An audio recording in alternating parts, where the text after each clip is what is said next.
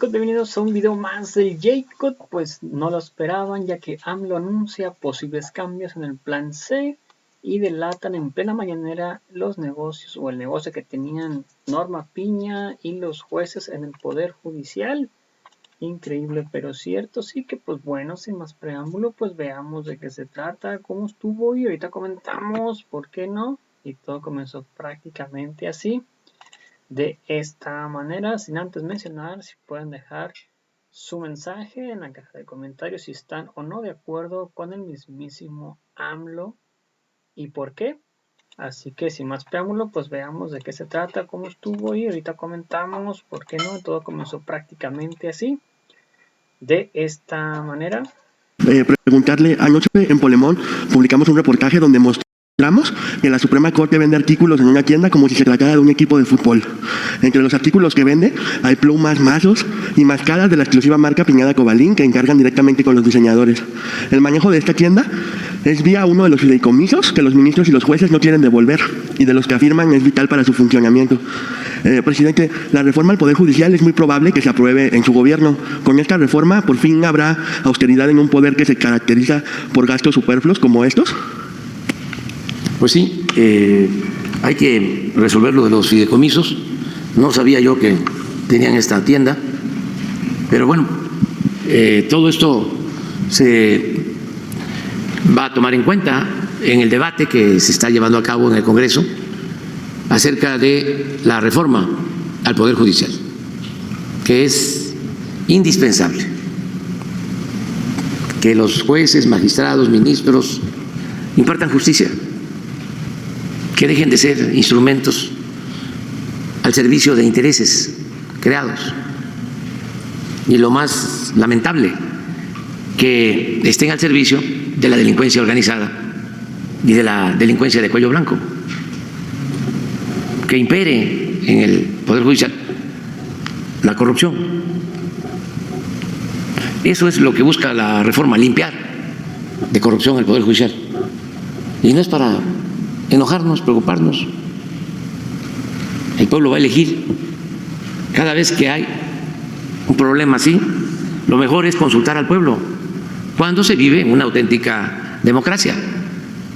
¿Por qué nada más consultar a las élites, a los grandes empresarios, a los académicos, a los de la llamada sociedad política? ¿Por qué no consultar al ciudadano, a mucha gente que tiene familiares detenidos desde hace más de 10 años y no han sido sentenciados? Miles de presos en esa condición. Además, lo sabe la gente. Cuando se hacen las encuestas, si se le pregunta a la gente sobre la confianza en jueces, en magistrados, en ministros, salen reprobados. Entonces, algo anda mal. Y sí es importante la reforma. Y hacerla sin imponer nada, sin excluir, que participen, que se sometan al escrutinio público los actuales jueces, magistrados, ministros, y que el pueblo decida, que haya un periodo amplio, lo necesario, para que se conozca a todos los que quieran participar, que expongan en los medios de comunicación del Estado. La misma Suprema Corte tiene un medio de comunicación, que se presenten ante el pueblo, que den a conocer sus antecedentes, los que ya están y los nuevos, y que haya participación y que también se ajuste. Nosotros no queremos que se apruebe sin quitar una coma nuestra iniciativa. Si se va a mejorar, si se va a enriquecer, pues adelante. Por ejemplo, se nos fue en la iniciativa de que tienen que tener 5 años de experiencia los que puedan participar como jueces, magistrados, ministros. Yo he estado en contra de eso, y sin embargo se nos pasó, porque yo soy más partidario de que una mujer o un hombre que se titula como abogado sale pues con mucho entusiasmo de hacer valer la ley, ¿sí? Está lleno de frescura, de ideales, de llevar a la práctica la máxima de que al margen de la ley nada y por encima de la ley nadie. Pero ya cuando va pasando el tiempo, ya a los 5 años, ya ni hablemos, porque antes casi en todos los requisitos están 10 años de experiencia. Ya a los 10 años ya saben, pero bastante, pero ya perdieron la mística, ya la fueron dejando en el camino, ya aprendieron otras cosas que no se necesitan. Siempre dicen no, y la experiencia. Si van a ser abogados titulados, ¿y la escuela pues? Y si hace falta pues un curso especial, se lleva a cabo sobre la función específica de un juez, que es muy compleja la impartición de justicia. Cuando se actúa con rectitud y no por consigna, como suele pasar. Sí, que se llevan a los jueces a comer y los tratan muy bien y van a vacacionar.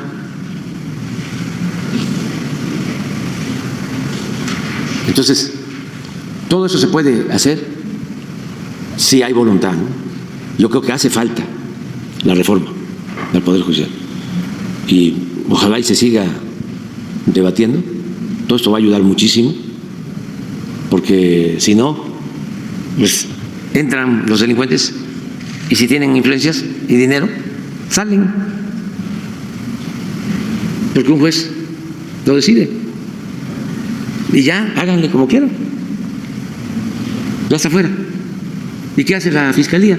Presenta un recurso, por lo general resuelven ese recurso en 3, 6 meses, hacen su labor también los abogados en la Fiscalía o en el nuevo juzgado, y es un círculo vicioso.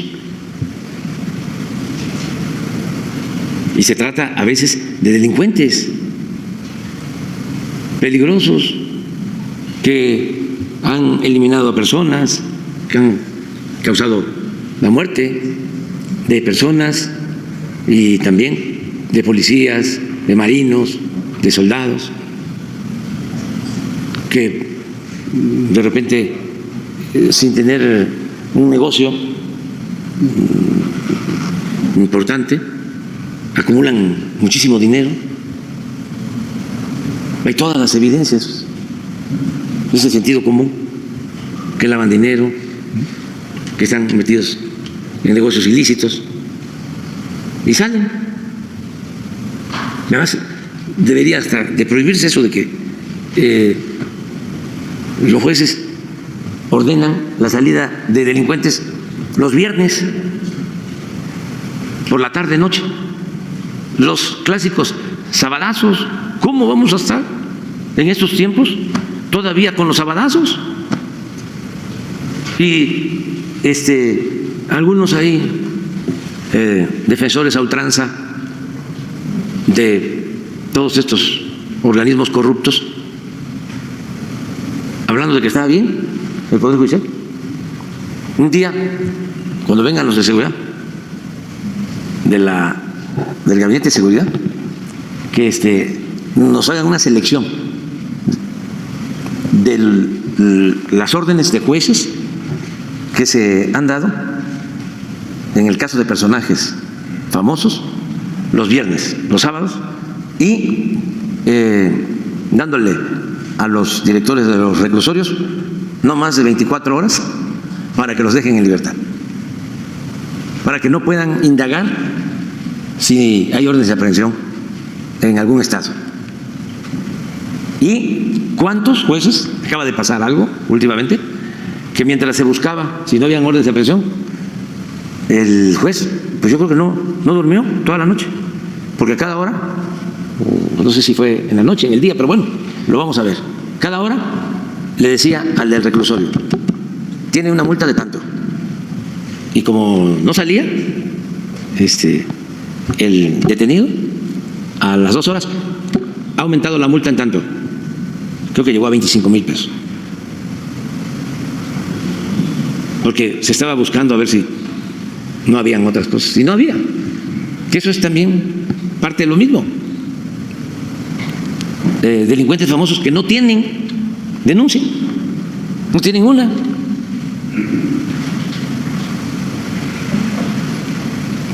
Entonces sí es importante la reforma al Poder Judicial.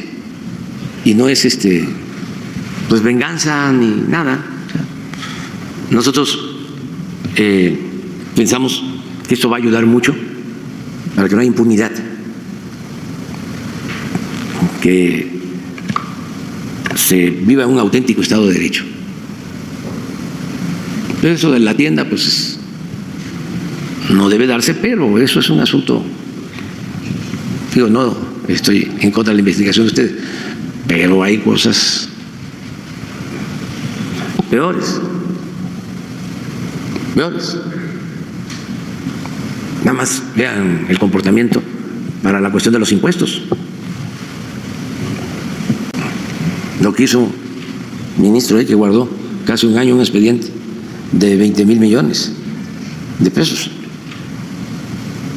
¿Cuánto pueden ganar vendiendo las corbatas? ¿Cómo se llama la marca? Pineda Cobalín, que son muy buenas, mexicana, Yo a veces me pongo, porque son diseños de mexicanos. Pero hay que, pueden ganar, vamos a decir que obtengan 1 millón de pesos de ganancias, ¿no? Pero acá estamos hablando de un expediente de 20,000 millones de pesos, un poquito más. Todo está mal y además los mismos fideicomisos son, creo que son 20,000 millones, ¿no? Sí. ¿Quién vino aquí? Pues el miércoles, que se habló de cuánto tienen, porque como hay tanta información pasa, ¿no? ¿Por qué no pones cuánto tienen para espejuelos, para lentes, los ministros? A ver, sí.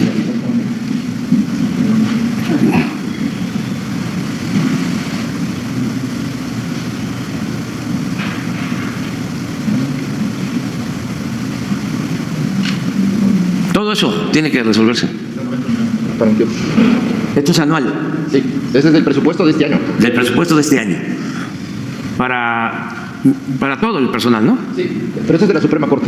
De la Suprema Corte. Ese es de la persona que paga. 90 millones para anteojos. 24 millones para el festejo del Día de la Madre. Eso está bien.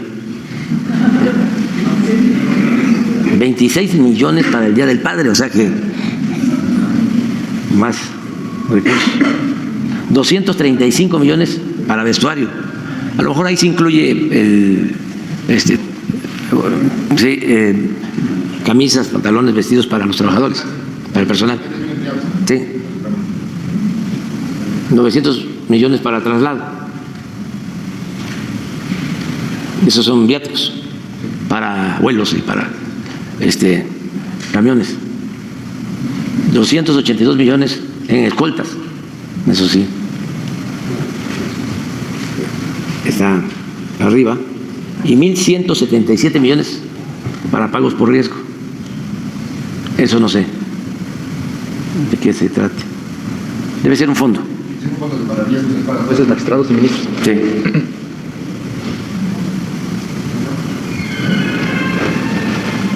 Todo esto es lo que se va a revisar con la reforma. Y van a haber ahorros importantes. Porque todo esto, no se olvide, es dinero del presupuesto público.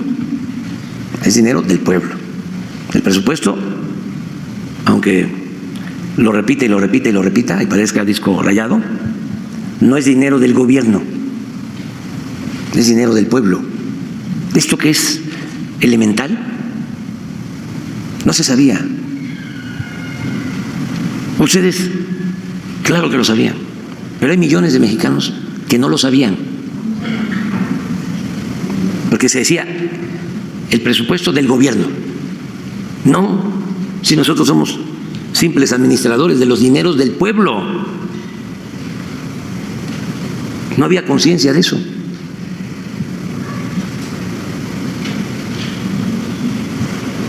Por eso no cuidaban nada que fuesen bienes del gobierno. Los encampanadores, los que sonsacaban a funcionarios para que se corrompieran, les decían: si no es tuyo. Y el que iba en un carro, en una calle con baches, hasta le metía más, porque el carro no era de él, era del gobierno.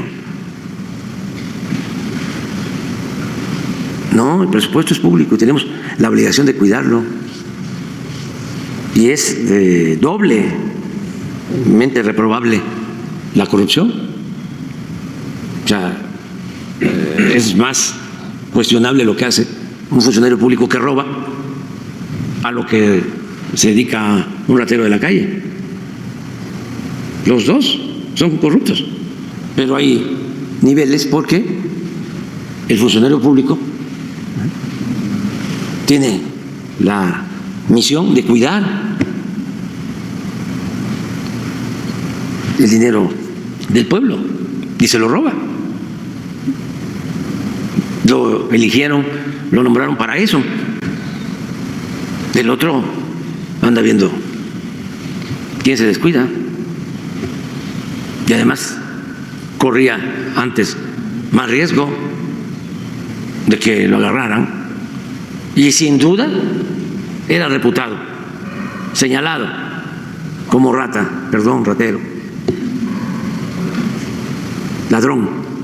Y el funcionario público ni siquiera perdía su respetabilidad. Hasta se le aplaudía. Voy a hacer un negocio, decía. Estoy a punto de hacer un negocio. Me están ofreciendo comprarme computadoras. Pues yo no sé nada de computadoras, pero voy a investigar quién sabe y lo contrato y hago mi empresa y vendo las computadoras. Y una computadora que vale 5,000 pesos la vamos a vender en 20,000. Nada más tengo que dar un moche de 5,000. Gran negocio. En general. Y se pensaba que era algo normal. No voy a dejar de decir lo que en una ocasión, no hace mucho, dijo un alto funcionario público, de que la corrupción era parte de la cultura del pueblo de México. Exactamente lo opuesto. Porque la mayor riqueza de México es la honestidad de su pueblo. Los corruptos son los de arriba. La gente de los pueblos, las familias mexicanas, la gente honesta. Pero el aspiracionista, ¿no?, que quiere tener un Ferrari y vivir en Rubén Darío, ahora Carlos Salinas, y tener un depa en Miami y un yate y un avión particular. No, pues sí. Ese sí, pero no son todos los mexicanos. ¿Y cómo ha aguantado nuestro pueblo? ¿Cómo no se contagió? Porque estuvieron tentándolo por siglos. El que no vale. lo que siempre decimos, ¿no? Como te ven, te tratan. Aprovecha la oportunidad, el que no avanza, el que no tranza, no avanza. ¿Qué vas a andar ayudando a otros si son malagradecidos? Piensa en tus hijos. Aprovecha. Nada más hagan una investigación, ustedes que son mirones profesionales. ¿Dónde viven los políticos? Aquí en la Ciudad de México. ¿Dónde viven? En Las Lomas. Sí, En Polanco. en general, sí. Sí. En Salinas antes Darío. No todo el que vive ahí es corrupto, también aclararlo. Debe haber gente buena, pues, que hizo su dinero con esfuerzo, con trabajo, de conformidad con la ley y merece respeto. Nosotros tenemos que estar en contra de la riqueza malavida, porque eso ha hecho mucho daño a México. Mucho daño. Esa es la causa principal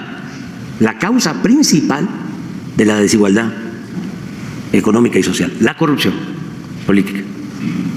Yo siempre he dicho aquí que, y no está mal para que repetirlo para los jóvenes, de que antes nos enseñaban en la escuela, quienes estudiamos ciencias sociales, de que existían el burgués y el proletario, y que la acumulación de capital se llevaba a cabo por la explotación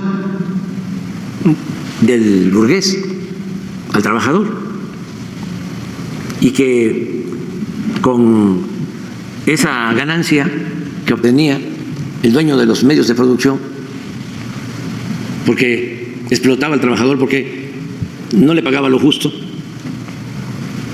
esa plusvalía era la que formaba el capital.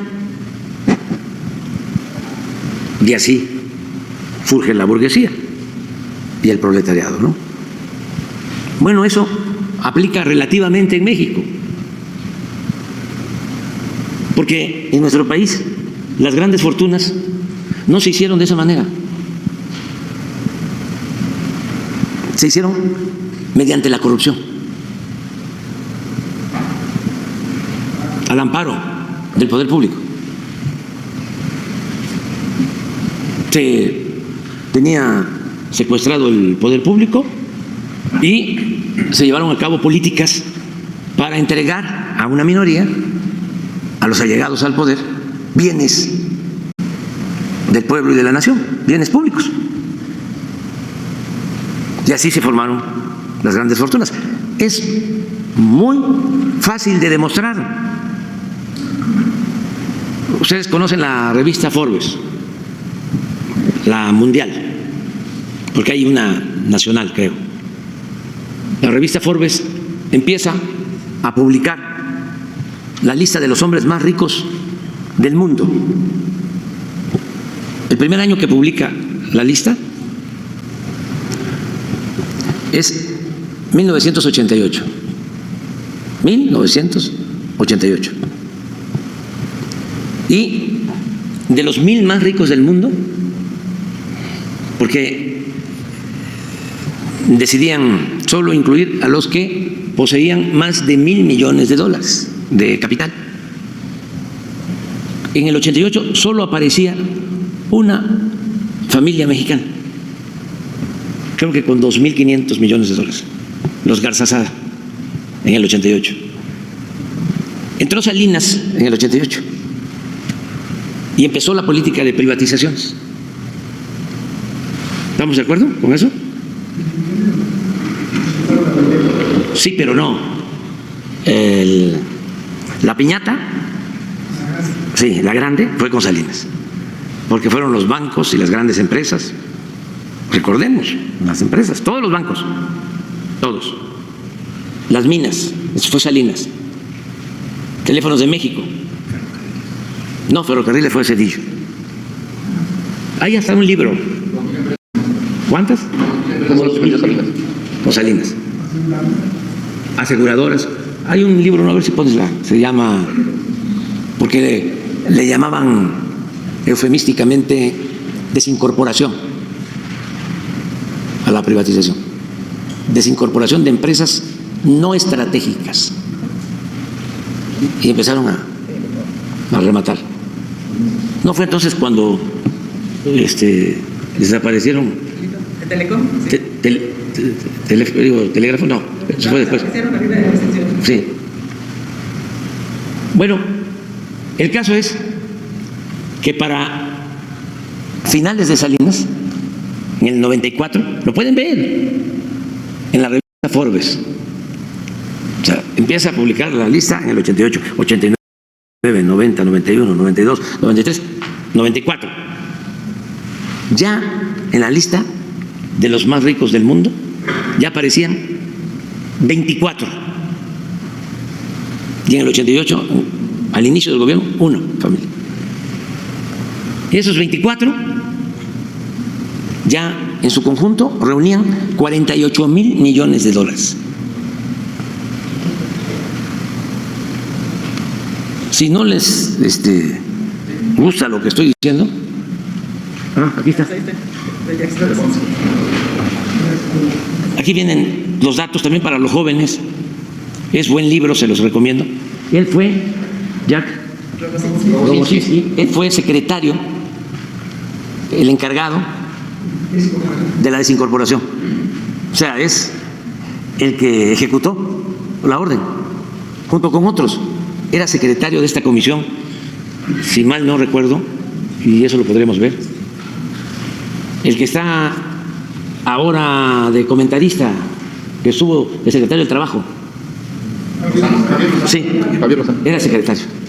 A ver, porque ya me falla la memoria, pero sí, creo que era secretario de la comisión. Con Calderón fue Nacional Financiera.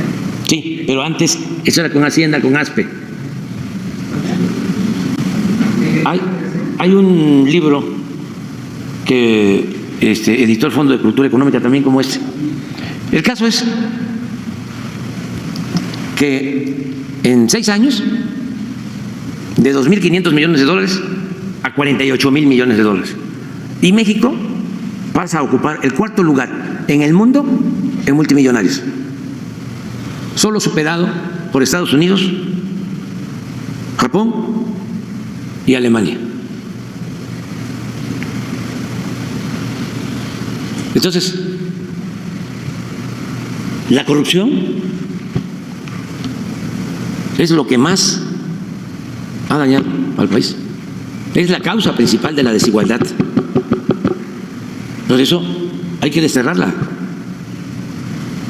Y esa es la clave para que nuestro país siga creciendo y siga habiendo bienestar en nuestro pueblo. Si regresa la corrupción, si regresa el salinismo como política, no hay salida. Y eso no le conviene a nadie, porque cuando se enferman por la ambición al dinero, se vuelven irracionales y ya no les importa el país. Una vez uno de estos beneficiarios, que defensor de las privatizaciones,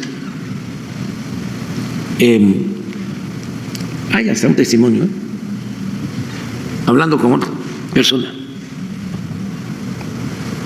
decía, lo voy a comentar porque es que si no, los jóvenes no van a entender bien lo que sucedió desgraciadamente en el periodo neoliberal. Es una llamada de Roberto Hernández, que durante el gobierno de Salinas se quedó con Banamex porque quería quedarse con Teléfonos de México y decidieron entregar Teléfonos de México, o presentó mejor oferta Carlos Slim, y para compensarlo a Roberto Hernández le dieron Banamex. Y surgió porque no eran ricos, o no eran tan ricos, pues. Fue una nueva camada de ricos, le llamaron el Grupo Compacto, Es una nueva oligarquía que creó Salinas, con los bienes del pueblo y de la nación. Entonces, él creo que tiene una casa en Londres y desde allá habla por teléfono con la maestra Elvester Gordillo. Pon la llamada, no la llamada, el texto, para que vean cómo era. En ese entonces la maestra Elvester era la dirigente del PRI. Sí, pero era dirigente del PRI en el Congreso. Coordinadora parlamentaria. Eso, ayúdenme. 2006. 2006. Entonces, estaban impulsando las reformas estructurales, que todavía quedaba la fiscal, la energética. Sí, y entonces hablan por teléfono. Creo que estaba Fox, ¿no? Sí, Fox. Para que vean también los jóvenes, ¿no? El cambio que hubo, ¿no? Cuando salió el PRI y entró el PAN. Van a ver el cambio. Está en un libro. Esto fue una grabación de esas ilegales, ¿no?, que hicieron los adversarios de la maestra Elvester, porque después la quitaron. Así fue, ¿no? Eso es, y entró Chafet, sí. Entonces, para dejarla mal, dieron a conocer la llamada. Pero son documentos históricos. O sea, hay ciertos testimonios que valen mucho para conocer lo que sucedió en nuestro país durante el periodo neoliberal. Porque está muy difícil que un escritor como Aguilar Camín o como Krause o como Roger Bartra hagan una investigación sobre esto.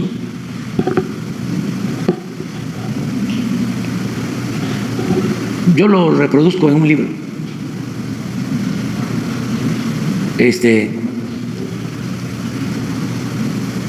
Yo creo que en el último, en el de Gracias, porque se va dirigido a los jóvenes. Si no, a lo que voy es que le dice la señora Elvester que está muy pendiente de lo que él pueda opinar, ¿no? Y que han tenido aquí en México reuniones con Reyes Heroles y con otros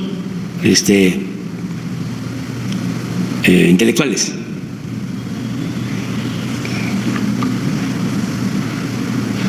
Y funcionarios. Pero que su opinión es importante. Entonces, le dice Roberto Hernández que él está viviendo en Londres y que en Europa, pues lo que se está procurando es los cambios para que se lleve a cabo la reforma laboral. ¿Qué era la reforma laboral en ese entonces? Pues era mantener congelados los salarios y quitar prestaciones a los trabajadores. Y también la reforma fiscal, que era el cobrar IVA a alimentos y medicamentos. Y le dice también de la reforma energética, la privatización del petróleo, de la industria eléctrica. Y ya le contesta, no, pues estamos de acuerdo. Siempre así. Ya lo tienes. Es que es importante.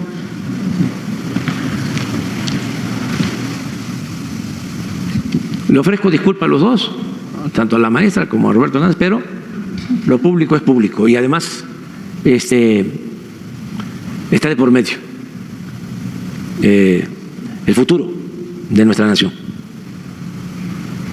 Dice la maestra Elvester, muy entusiasmada, reuniéndonos con algunos actores para ver sobre lo hacendario, sobre la reforma energética, que ya ves que está ahí muy en la discusión. Nos hemos reunido con Barrio, me imagino que Barrio el de Chihuahua, entre otras cosas. Amén de saludarte, manifestarte una vez más, como siempre, mi reconocimiento. Le dice que muy bien, le dice Roberto Hernández. Y luego la maestra Bester, porque están habiendo reuniones con empresarios, con banqueros, con una serie de gentes para ir ideando qué vamos a hacer. En días pasados la comida fue en casa de Francisco Barrio. Estuvieron algunas personalidades como Carlos Slim, Federico Reyes Heroles. Ya te imaginarás. A mí me toca el 24. Sí, la reunión. Y dice Roberto Hernández, oye, ¿por qué no invitas a Alfredo Hargelup? Alfredo es empresario y es amigo de Roberto Hernández. Y hago un paréntesis para decir que Alfredo Hargelup es una muy buena persona y es el mejor promotor del béisbol en México. Cierro paréntesis. Bueno, el Bester le dice a Alfredo Hargelup, ¿cómo no? Invítalo. Le va a dar mucho gusto porque yo no estoy pensando en regresar hasta el año que entra. O sea, no viven aquí o viven una temporada. Estoy de acuerdo, dice la maestra Bester. Nada más que quiero que sepas que en todos los actos que hago y realizo, estás presente. Ya. Bueno, oye, te decía, esto es Roberto Hernández. Fíjate que lo de las reformas es muy importante. No sabes. Tú estarás más al tanto, pero ahora que yo estoy viviendo aquí en Londres, los problemas de la falta de haber tomado a tiempo reformas en toda Europa, especialmente las laborales, ya están creando un problema. Después de todo lo que está pasando en Europa es importantísimo este documento, porque lo que creó el problema fueron precisamente las reformas. O ya, a Francia la tienen parada los sindicatos ahora, aunque el gobierno ya se fajó y va para adelante, ¿verdad? O sea, sí, lo que pasó ayer. Pero yo creo que la reforma, sobre todo la fiscal, impuestos, ya están hablando de las llamadas reformas estructurales. Y esto en efecto es con Fox. Y ya viene luego Peña y las ejecuta. Pero es la agenda impuesta desde el extranjero, del Banco Mundial, del Fondo Monetario Internacional, la agenda neoliberal. Si ustedes se dan cuenta, no hay nada aquí acerca de los problemas de México, mucho menos sobre el problema grave de la corrupción. O no se habla de impulsar actividades productivas, de crear empleos, nada. Es esto.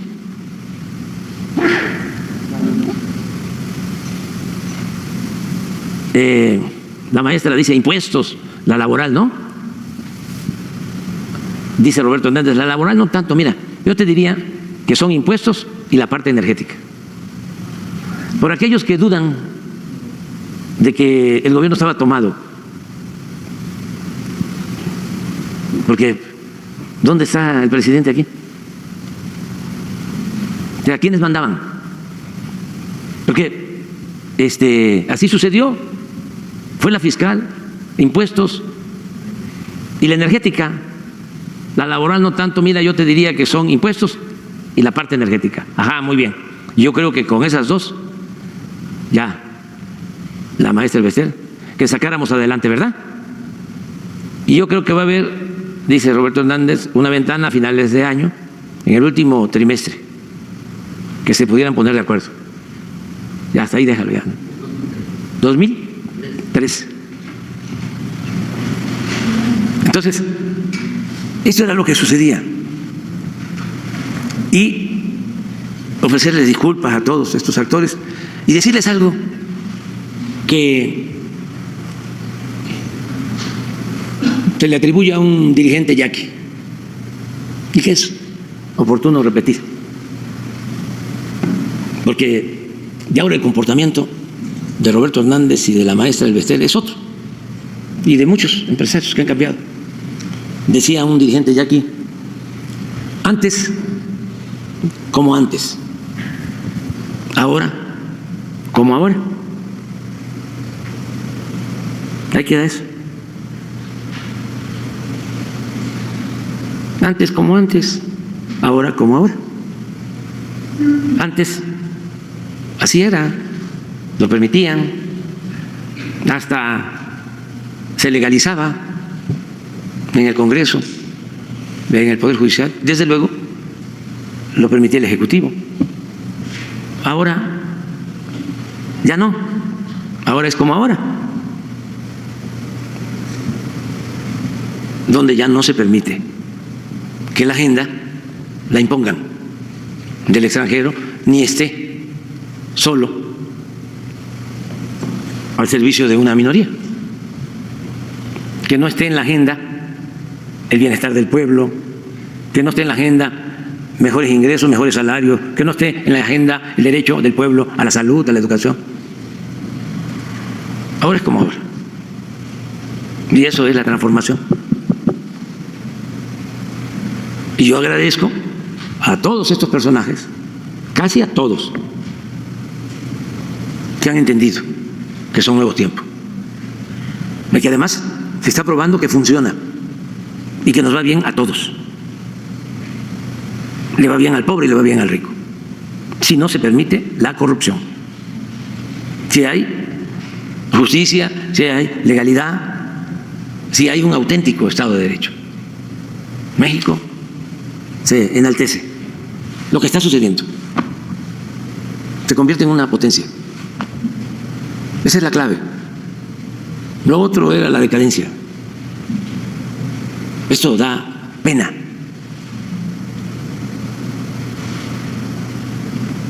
Entonces, pues vamos muy bien. Presidente, A ver. y varios analistas de derecha lo criticaron porque su gobierno hizo público el mecanismo en cómo se financia Latinos. Se indignaron además por mostrar los pagos que hizo Latinos a Loret de Mola, a Lorenzo Córdoba, a Víctor Trujillo Broso y a Denise Dresser. Y el propio Córdoba dijo que el suyo era un gobierno autoritario y que la mañanera con Pablo Gómez fue una amenaza para la libertad de expresión. Además, Córdoba se atrevió a decir, a unos meses de que usted deje el cargo, que usted tiene la pretensión autoritaria, y lo cito, de ejercer un poder total y absoluto. ¿Qué le responde a quienes afirman que usted es un autoritario y que está en contra de la libertad de expresión por evidenciar las irregularidades en la operación de las empresas de salud que están detrás de Latinos? Pues es que están enojados. Deben de serenarse. ¿Cómo no vamos a informar si es dinero público?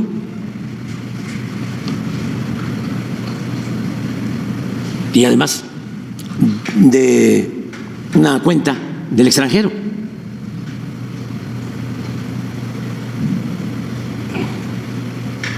Que ellos constantemente están denunciando supuestos casos de corrupción en contra nuestra y están a favor de la transparencia. ¿Por qué? Les molesta. El que nada debe, nada teme. Yo eso es lo que opino, y además que tienen derecho a expresarse.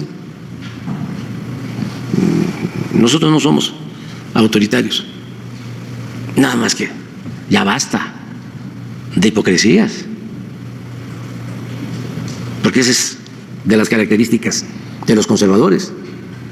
Son muy hipócritas, muy corruptos y muy autoritarios. Y lo puedo probar científicamente. Es histórico.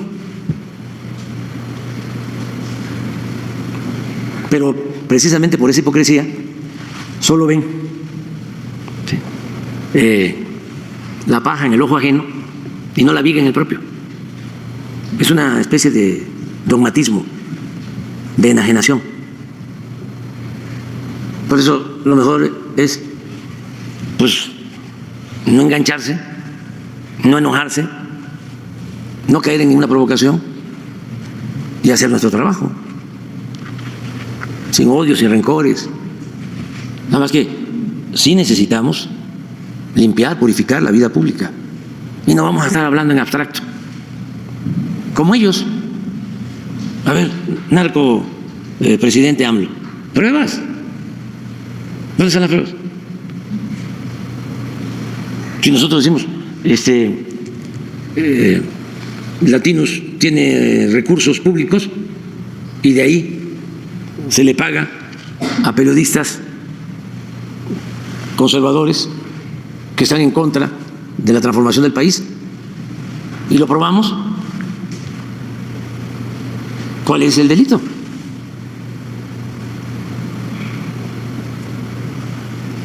Que por cierto, un abrazo a Pablo Gómez, que le estaba dando un patatús, pero está bien, está muy bien. Estoy enterado, Pablo, estuve informado desde el principio y sabía yo todo lo que te estaban haciendo, el estudio que te hicieron y que saliste muy bien. Y adelante, adelante. Y también aprovecho, haciendo un paréntesis, para felicitar a los dirigentes y al pueblo francés por lo que sucedió ayer. ¿No tienes ahí alguna gráfica? Hace poco yo dije en una entrevista que me hicieron en el Chamuco que los pueblos del mundo son humanistas y son progresistas. Por eso la derecha y el conservadurismo no tienen futuro. Que cuando crece la derecha es porque la izquierda anda mal, sobre todo en su capacidad de dirección, en sus cuadros dirigentes. Pero que los pueblos en todo el mundo están a favor de la fraternidad y de la libertad y de la igualdad. Aprovechando que estamos hablando de Francia, en todo el mundo. Y ayer se demostró. Y hace poco lo mismo en el Reino Unido, que ganaron los laboristas con amplio margen. Y el dirigente opositor laborista que me invitó al Parlamento, Corbyn,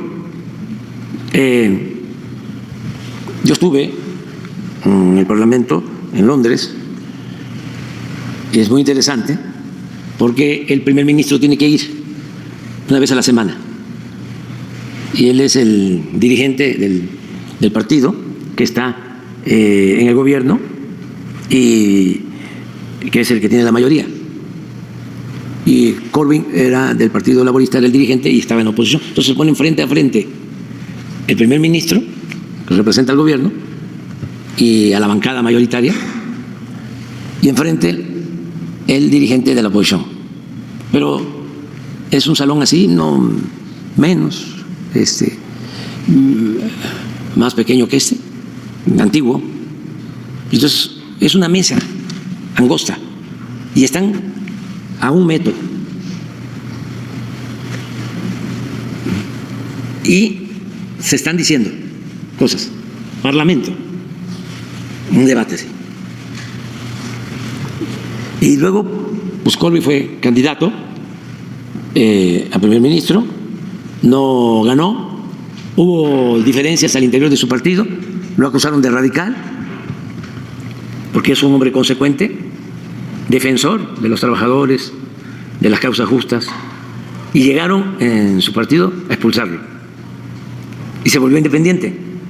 Y ahora que triunfa el Partido Laborista, su partido en el que militó durante mucho tiempo y que fue el dirigente, como candidato independiente, le gana a su partido en su región y sale electo como parlamentario. Y estaba yo leyendo de que él está contento con el triunfo, pero considera que hay mucha moderación en el ministro que triunfó. Además triunfó, fue un margen muy amplio. Nunca los conservadores habían obtenido una derrota así, desde el siglo XIX. Eso en Inglaterra.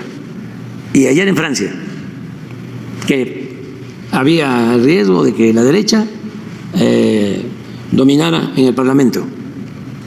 Y se lleva a cabo una estrategia de unidad de todas las fuerzas de la izquierda en Francia. Tiene mucho que ver Melenchón, que lo conocí, es mi amigo, gran dirigente, lo conocí hace 10 años, que fui a París. Eso es, sí. ¿Cómo qué año fue eso? 2015. Sí, ahí cené con él esa noche y nos conocimos esa vez. Y luego vino aquí. Sí, en julio del 22. Entonces, él es ahora el dirigente de este agrupamiento de izquierda que obtuvo mayoría. De todas formas, este es el nuevo Frente Popular, que me ha dicho que hay otras fuerzas. Está el Partido Socialista, el Partido Comunista, Partidos Verdes, muchas otras organizaciones que se unieron por el temor a esto, que es la derecha. Allá le dicen ultraderecha, pero no. Yo sostengo que no hay ultraderecha, es derecha. Aquí y en cualquier lugar. Respeto mucho, ¿no?, a los que hablan de ultra. Lo que pasa es que la ultraderecha es más cínica y la derecha es más hipócrita. Pero en el fondo es lo mismo.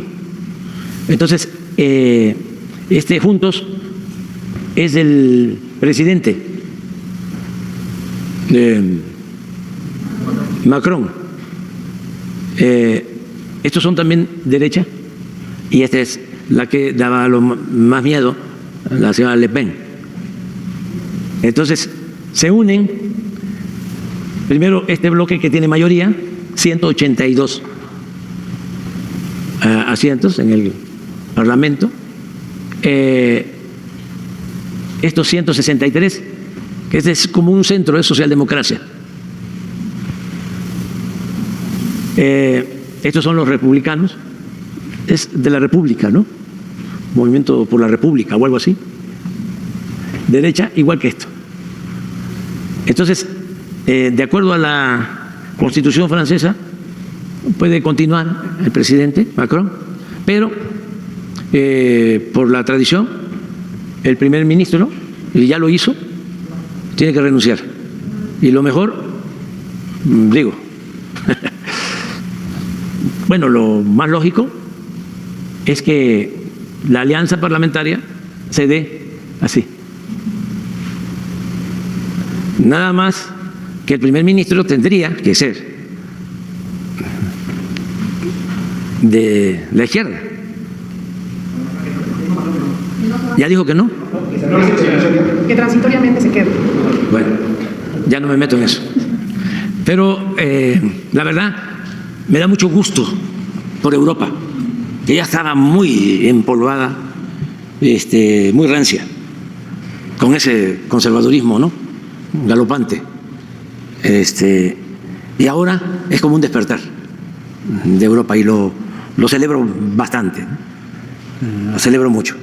Y más en el caso de Francia, por todo esto que está sucediendo. Bueno, vámonos con Federico. Ya sí deberías tú de intervenir, ya me ayudaste. No. Señor presidente, precisamente Melenchón, cuando usted salió de la Casa de los Estudiantes de América Latina, definió, usted dijo allá, esa minoría rapaz salió y caminó por París, fue a Notre Dame, usted presidente en el 2015, pero Melenchón dijo, il n'y a pas plus gauche, il n'y a pas plus droit, no hay más que una derecha y no hay más que una izquierda. Pero por ello le pregunto, y basado en su tesis en el capítulo 2 de la formación del Estado mexicano, de 176 páginas, ¿cómo se define usted frente a la propiedad social y la reforma al 27 constitucional del presidente Salinas? Con todo respeto, señor presidente, me parece que debería enviar usted una iniciativa preferente al Congreso, ahora que las condiciones son diferentes, para hacer una contrarreforma a la del presidente Salinas, porque hay condiciones en Yucatán donde hay siervos de la gleba y el enequenero regresa a la condición que prevaleció antes del porfiriato. Si habría tiempo para, antes de concluir su administración, señor presidente, pensar y consultar con el Congreso, que es más cercano a su pensamiento, en la recta final de esta cuarta transformación, por un lado. Y en ese mismo sentido coincide aquel líder que usted nombró cuando usted proponía a los dirigentes de las casas de Tabasco en los estados de la República, me parece Salazar en Jalapa, que decía que era el momento en reconsiderar algunas órdenes del artículo 27 constitucional, y allá en Jalapa también surgió el término de la revocación de mandato cuando usted proponía a los dirigentes de las casas del tabasqueño en la República Mexicana. Entonces quisiera este primer planteamiento y uno segundo, para no afectar el tiempo de mis colegas, pudiera responder, señor presidente. Sí, pues hay necesidad de revisar estas reformas que se hicieron en el periodo neoliberal o neoporfirista, ¿no? Por ejemplo, el abuso en cuanto a la desaparición prácticamente de elegido. Eso debería de revisarse, sobre todo porque se ha abusado de esa reforma y hay ejidatarios, entre comillas, como ya se puede comprar la tierra ejidal, han surgido acaparadores y hay ejidatarios que tienen hasta 10.000 hectáreas, ejidatarios. Y compraron, por ejemplo, en las playas. La Riviera Maya. Por ejemplo, ¿sí? Y en Baja California Sur, ¿sí? Grandes extensiones de terreno. Entonces, regular eso, podría llevarse a cabo una reforma en ese sentido.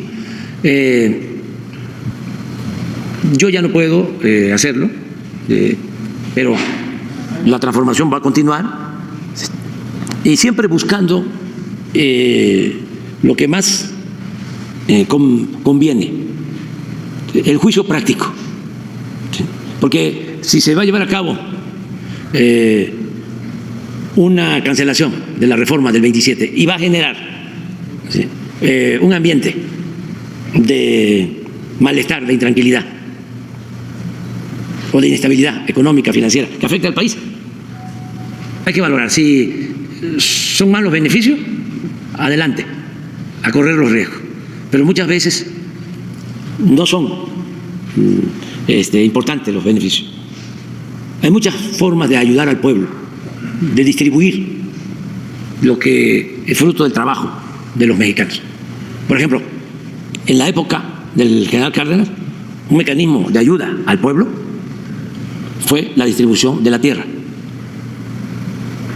porque el general Cárdenas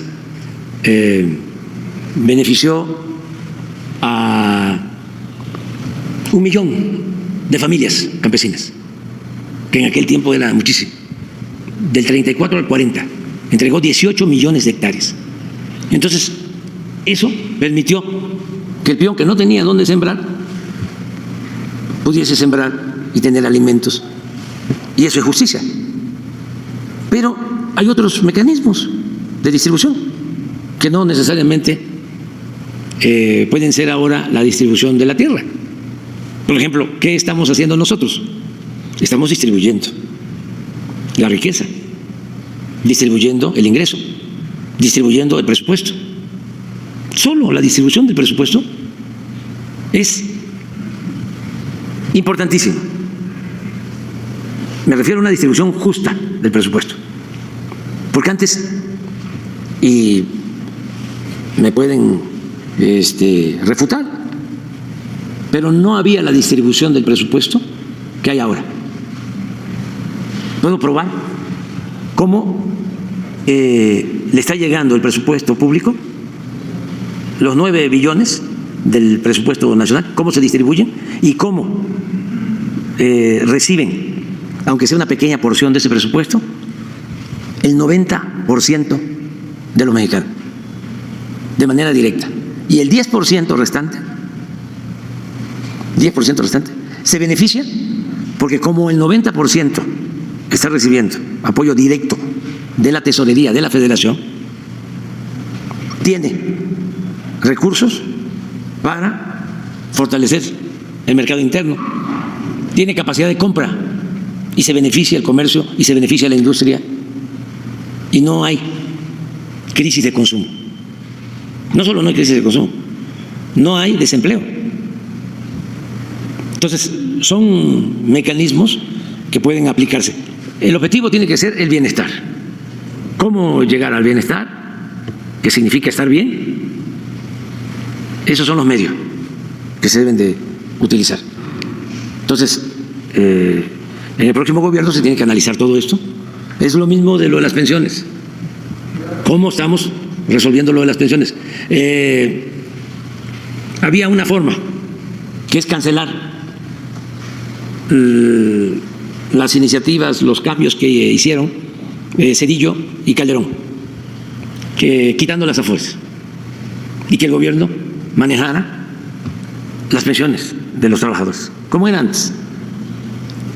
Dijimos no, porque va a generar mucha inestabilidad. ¿Cómo le hacemos para resarcir, para reparar el daño? Ya conseguimos cómo hacerlo. Siguen las Afores, nada más que ya no abusando, porque las Afores cobraban de comisión, las Afores mexicanas, que eran muy influyentes y que casi dominaban en Hacienda, porque había esa promiscuidad política y económica. El gobierno era un comité al servicio de una minoría. Entonces, como pintamos la raya, ¿cómo es que vas a cobrar tú más por administrar los fondos de las pensiones? ¿Cómo vas a cobrar más de comisión que lo que se cobra en Estados Unidos, que lo que se cobra en Canadá, que lo que se cobra en Chile, en Argentina, en cualquier parte? México era el que más pagaba en comisiones para Afores, o sea, los trabajadores. ¿Qué hicimos? Una fórmula. No te vamos a quitar las Afores, vas a seguir manejando, administrando. Nada más que ya no vas a cobrar ese porcentaje. Lo tienes que reducir de acuerdo a una fórmula que dio la suma y la división de lo que cobran en varios países. Un parámetro. Este es el promedio y esto es lo que vas a cobrar. Y eso que se aprobó en el 20 ha significado 40,000 millones de pesos de ahorro a los trabajadores. Y tenemos proyectado que para el 30 va a llegar a 160,000 millones de dólares. Pero de todas maneras, como fue una reforma bárbara en contra de los trabajadores, de todas formas no iban a recibir el 100% al jubilarse. Iban a recibir con esta reforma, y también, que hay que reconocerlo, los empresarios aumentaron las cuotas voluntariamente. Pero de todas formas, esto también lo hicieron en el 2020, lo hicimos conjunto, el sector empresarial. Hay un dirigente, que aprovecho para mandarle un saludo, del Consejo Coordinador Empresarial, Carlos, no, es el nuevo, el anterior, Salazar, Carlos Salazar. Ese ayudó a esto de que los empresarios voluntariamente aportaran más, porque ellos mismos sabían que era una gran injusticia la reforma esta de Zedillo. Un trabajador que ganaba 10,000 pesos al jubilarse iba a recibir 2,500, así, cuando mucho 3,000. Entonces le fuimos subiendo, ellos aportaron esto de bajar el cobro de las comisiones, pero de todas maneras se llegaba al 60. Si ganaba 10,000 le iban a dar 6,000. ¿Qué hicimos ahora? El fondo de pensiones, para darle los 4,000, y que si ganaba 10 cuando se jubila, si gana 10 cuando se jubila, reciba los 10. Entonces, no cancelamos las Afores y logramos el propósito de que se hiciera justicia con los trabajadores pensionados. Todavía nos falta lo del ISSSTE, pero ya hay una iniciativa con ese propósito, que fue de las que presentamos y va a ayudar también mucho. Entonces, por lo del 27, ¿no?, que puede hacerse siempre y cuando se busque que no sienta la gente que tiene estas tierras que es una expropiación. Acabamos de estar ayer con los yaquis. Me dio un gusto, bueno, a todos, porque por primera vez, después de que el general Cárdenas les dotó de sus tierras o les reconoció sus tierras, que Porfirio Díaz se las quería quitar, o sea, y como no se dejaban, resistían, les declaró la guerra a los yaquis. Y hubo, se calcula, alrededor de 15,000 yaquis asesinados. Se compró armamento para el ejército porfirista, para esa guerra, armas modernas. Se mandaron miles de soldados y deportaron a miles de yaquis también a trabajar como esclavos en las haciendas enequeneras de Yucatán, en las haciendas cañeras. Una gran injusticia, un exterminio. Entonces, estamos llevando a cabo el plan de justicia al pueblo yaqui, como otros planes, y ayer ya le restituimos en total, durante nuestro gobierno, 45,000 hectáreas. Le restituimos el agua, se les está haciendo un acueducto y un sistema de riego más la rehabilitación de uno existente para 38,000 hectáreas de riego y se les restituyeron 45,000 hectáreas. Y terrenos nacionales y terrenos que estaban ocupados por propietarios o que ya habían logrado sus escrituras, aunque los yaquis sostienen que eran tierras de ellos. Entonces había ahí una disputa por la tierra, una lucha por la tierra, y no actuamos de manera arbitraria. Hablamos con los propietarios y les compramos las tierras y se les entregaron las tierras a los pueblos y los propietarios quedaron conformes y es justicia. Por eso, regreso, es muy importante seguir combatiendo la corrupción, porque si se combate la corrupción hay presupuesto y teniendo presupuesto se pueden resolver muchos problemas, se puede ayudar mucho a la gente. El problema no es la falta de presupuesto, el problema es la corrupción. Si no hay corrupción, hay presupuesto. Y si hay presupuesto, hay manera de ayudar a la gente, de hacer justicia. Eso es lo que puedo comentarte. Basado en su denuncia a la corrupción, usted dijo como candidato a la presidencia, señor presidente, en marzo del 2018 en Izúcar de Matamoros, Puebla, que de acuerdo con información del Banco Mundial, por el tema de corrupción se podría, en el caso de México, abatir 900,000 millones de pesos al año. 900,000 millones anuales. ¿Se alcanzó ese objetivo? Sí, sí, y puedo hacer la cuenta. Mínimo, por evitar la corrupción, es 1 billón al año. O sea, eso nos ha permitido financiar el programa de los adultos mayores, todo el programa de bienestar. Es que les hago la cuenta así rápido, ¿no? El huachicol, pon el huachicol, lo que se ha logrado ahorrar.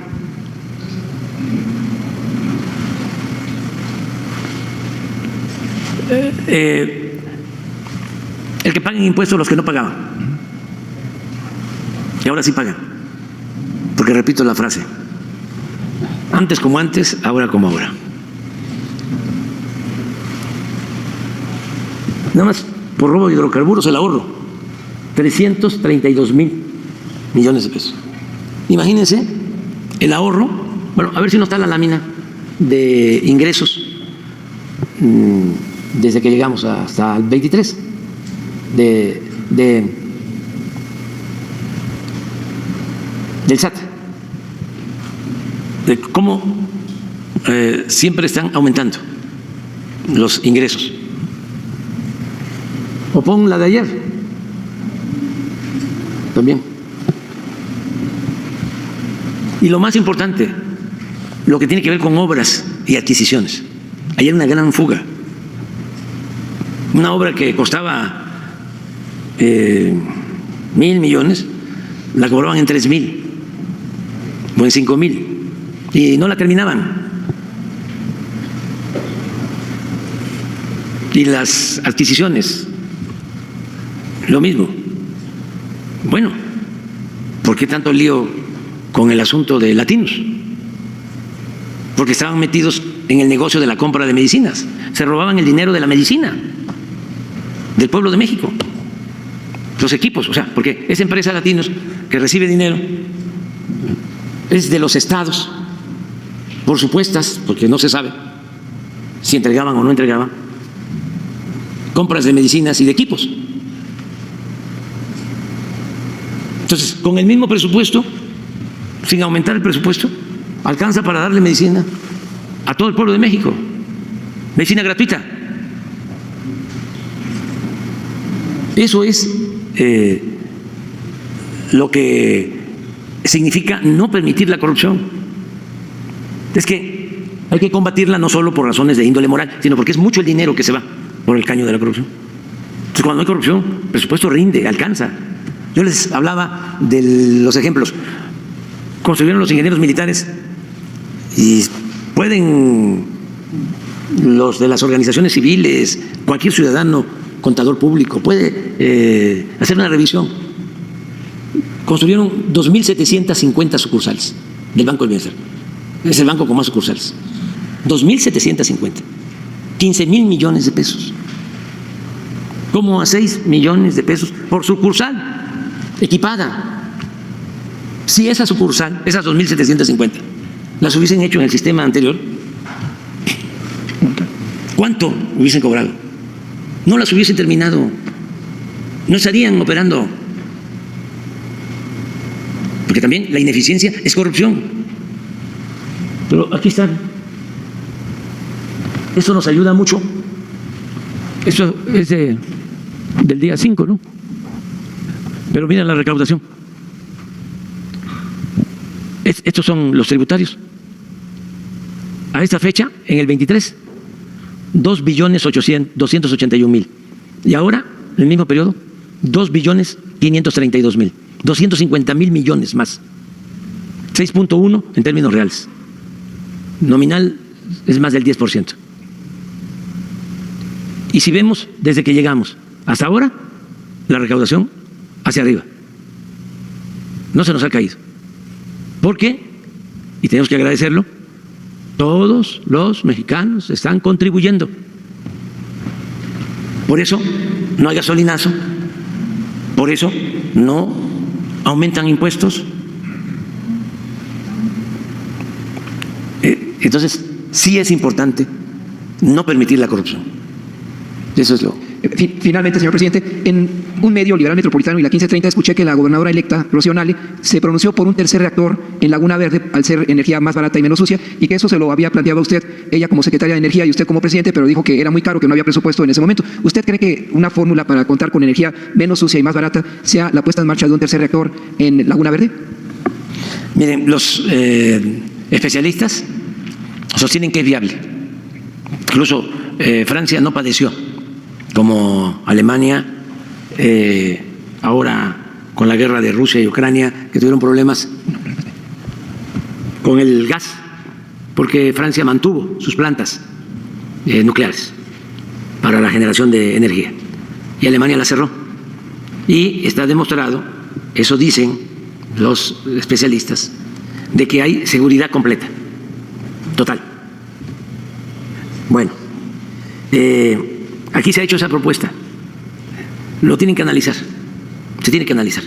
Ahora, entre otras cosas, y algo muy importante, es que llega a la presidencia de México una mujer muy preparada, y más en ese tema. Creo que su doctorado lo tiene en energía renovables, o en energías limpias, o en energía. Es experta, la presidenta electa. Entonces, ya falta poco. Ya ella va a presentar su plan. En todo tiene mucha experiencia, pero en eso no hay quien le gane. Ya yo soy principiante. Concluyendo, señor presidente, el ingeniero Raimundo Collins, que fue subsecretario de Seguridad cuando usted fue jefe de la Ciudad de México, pide una oportunidad en esos mismos medios ante la Fiscalía General de la República para que él presente, según él, sus pruebas de inocencia, y pide y le hace un llamado para que, si usted puede, con el fiscal general de la República darle una oportunidad, de acuerdo con esos medios, al ingeniero Raimundo Collins para presentar su verdad de hechos. Te lo voy a pedir a Rosa Isela Rodríguez, que lo vea. La compañera. Buenos días, presidente. Martínez de Sinaloa, precisamente en Culiacán, este fin de semana, el viernes para ser exacto, se registró un atentado contra el director de comunicación social de la Universidad Autónoma de Sinaloa, Arnoldo Valle. Sujetos armados ingresaron hasta la misma institución, a rectoría, y le dispararon en al menos 9 ocasiones. En su carácter de jefe de prensa, él solicitó protección del mecanismo de derechos humanos y periodistas. Sin embargo, pues le fue negado. Él considera que su vida está en riesgo, ya que ha sido víctima de algunas amenazas. Sí, hay que protegerlo. Nos dejas ahora la información para que la Secretaría de Gobernación lo atienda, la secretaria Luisa María Alcalde, que lo va a atender. Ok, gracias. Y ya adentrándonos en el tema de la Universidad Autónoma de Sinaloa, presidente, aún no se da este diálogo con las autoridades del gobierno. Precisamente no ha recibido Rubén Rocha a los universitarios. ¿Sería este encuentro allá en Sinaloa o haría el llamado para que la Secretaría de Gobernación haga aquí el encuentro con los universitarios? Pues se había acordado eso, que se llevara a cabo una reunión aquí en Gobernación. Yo creo que sí se realizó una, tengo entendido, pero si hace falta más diálogo, pues con Luisa María,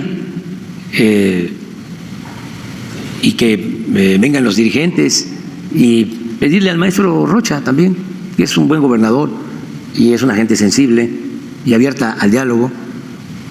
Cuando estaba la elección, pues había mucho revuelo y como que había que esperar a que pasara la elección para buscar salidas, buscar soluciones, sin el calor de las campañas, porque ya ves cómo estaba el calor. Y pero ahora que lo estás planteando, lo vamos a ver, o sea, las dos cosas. Ok, gracias. Y por último, dando seguimiento a la denuncia de monopolio a los combustibles en el estado de Quintana Roo, a cargo del empresario español Ricardo Vega Serrano, dueño de la empresa Corpogas, estos últimos días han salido a la luz que ese sujeto trabaja en conjunto con la Fiscalía del Estado para clausurar obras sin ningún motivo, todo para evitar la competencia. La Fiscalía del Estado llega a las obras y gasolineras en construcción, amenazando a los trabajadores con detenerlos, los corren y solo les dicen que son órdenes superiores y proceden a sellar estos establecimientos. Tal parece que la Fiscalía del Estado, a cargo de Raciel López, trabaja para el señor Vega Serrador. Con esto, ¿usted considera también que deberían de ser electos los fiscales por elección popular? Bueno, primero los jueces, magistrados y ministros, ¿no? Y ya hacia adelante. En la fundación de esa gran nación que es Estados Unidos, los jueces eran electos, todas las autoridades electas por la gente, y todavía se conserva, ¿sí? En los juzgados, en los estados, en algunos pueblos se consulta constantemente a la gente desde la fundación de Estados Unidos. Entonces, no descartarlo. Y en cuanto a esa denuncia, pues aquí está el procurador. ¿Tú tienes el conocimiento?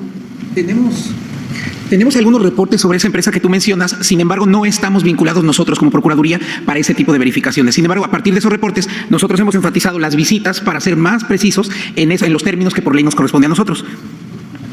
Pero ahora que te den los datos y ayuden.